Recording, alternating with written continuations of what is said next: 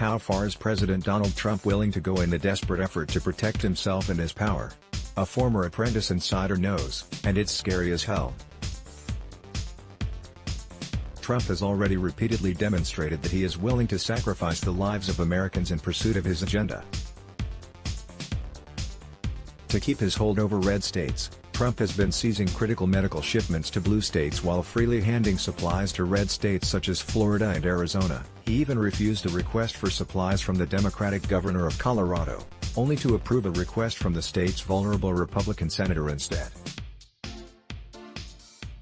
Over 117,000 Americans have now died because of the coronavirus, many of them in blue states that Trump lost in 2016.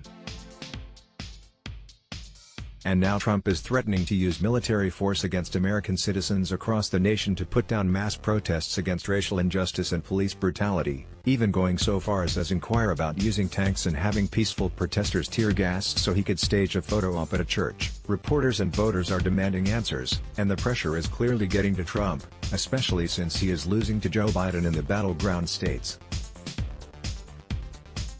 The more desperate Trump gets, the more he lashes out and seeks vengeance upon those who don't bend the knee. It's already feared that Trump will refuse to leave the White House if the election in November does not go his way. Faced with such a humiliating defeat, could Trump literally hold the nation hostage? Noel Casler certainly believes so.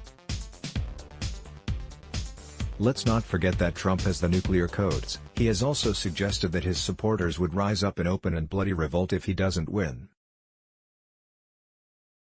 One could easily see him rejecting the election results as fraud and unleashing his gun-toting followers upon the country, which he has already kinda done. His poll numbers are sinking and even Republicans are starting to panic.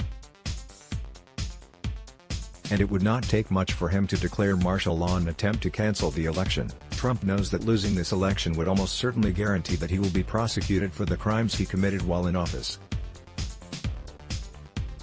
Trump is all about self-preservation. How far would he go to stay in power? Just look at past dictators like Hitler and Stalin and you'll see the ruin both tyrants brought upon their nations. Trump's plan B is winning at any cost. That means American lives are expendable to him. Frighteningly, his plan B appears to already be in motion.